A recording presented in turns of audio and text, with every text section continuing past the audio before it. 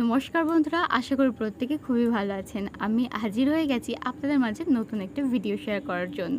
বন্ধুরা, সবে কালকেই গিয়েছে হোলি, আর হোলির কিন্তু রেস এখনও কাটেনি।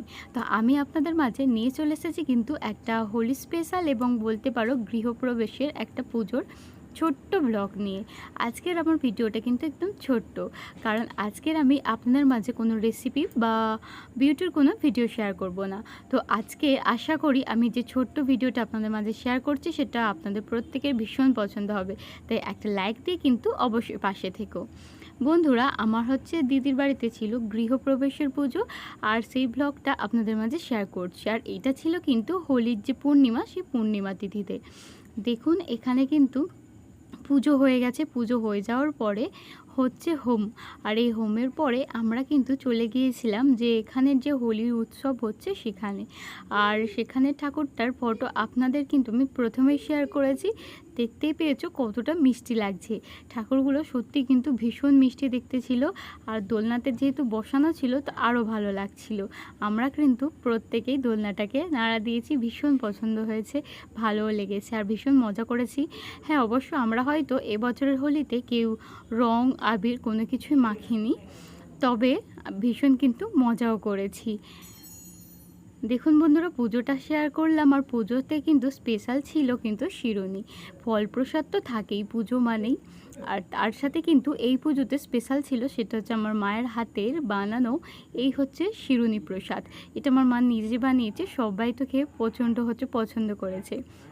তো এটা সত্যি পুজোর একটা মানে স্পেশাল একটা প্রসাদ ছিল, যেটা সবার ভীষণ পছন্দ হয়েছে। আর আজকের আমাদের এই পুজোটা কিন্তু একদম সকালে হয়েছে, আর সেই সময় তো জানো আমার পুকু এত বদমাইশি করছিল, আমি কিন্তু পুজোর পুরোটা ভিডিও করতে পারিনি। একটা ছোট্ট ভিডিও ক্লিপ করেছিলাম, সেটাই আপনাদের মাঝে শেয়ার করতে চলে এসেছি। আর দেখতেই পাচ্ছ, আমরা আগেই বলেছি যে আজকের আমরা হোলির দিনেও দোল খেলিনি। অনেকেই রং মেখেছিল, তাই কিন্তু পুকু শুনছিল না বলে ওকেও একটু কিন্তু রং মাখিয়ে গিয়েছে। আমাদের বাড়িতে যেহেতু অনেকেই এসেছিল রং মাখানোর জন্য, তো ও একটু মেখে নিয়েছে। আর আমরা কিন্তু মাখিনি, কারণ আমরা হোলি খেলিনি, উৎসব পালন করিনি। তো সে যাই হোক, তারও অনেক কারণ রয়েছে। তো সে যাই হোক, ও কিন্তু রংটা মেখে নিয়েছে, আর ওর আমি একটু বদমাইশি করছিল বলে সেটারও কিছুটা ভিডিও শ্যুট করে নিয়েছি। আর এই হোলি উৎসব কিন্তু বিভিন্ন জায়গায় বিভিন্ন রকমভাবে পালন করে। শহরের দিকে কিন্তু অনেক মজা হয়, ভীষণ আনন্দ হয়, অন্য রকমভাবে পালন করে। আর গ্রামের দিকেও কিন্তু ভীষণ মজা হয়, আনন্দ করে, তবে এদের আনন্দ মানে হোলি উৎসবটা পালন করাটা অনেকটাই আলাদা। তো সে যাই হোক, যেখানে যেমন পালন করে, তো আমাদের গ্রামের দিকে কিন্তু যেমন হয় সেটার কিছুটা তুলে ধরার চেষ্টা করেছি। আর যেহেতু ওই দিনকে আমাদের হোলি উৎসবের দিনই ছিল গৃহপ্রবেশ দিদির বাড়িতে পুজো, তো সেই জন্য আর কি আমরা হোলির পুরোটা ভিডিও আপনাদের মাঝে শেয়ার করতেই পারিনি, কারণ একদমই সময় হয়নি। বুঝতেই পারছেন, প্রচুর কিন্তু ব্যস্ততা থাকে এই সময়ে। তো আশা করি আপনারা প্রত্যেকেও ভীষণ মানে আনন্দ করেছেন এই হোলিটা। আমাদের কিন্তু এই হোলিতে ছিল নিরামিষ ভোজন, আর নিরামিষ ভোজনে ছিল ভাত, আলু ভাজা, আর রয়েছিল কিন্তু ঢ্যাঁড়স ভাজা, ছিল বিনস ভাজা, আর বিনসটাকে কিন্তু একটু কাজু আরও অনেক কিছু বাদাম দিয়ে ভাজা হয়েছিল। তার সাথে ছিল কিন্তু পটল ভাজা, কলা ভাজা।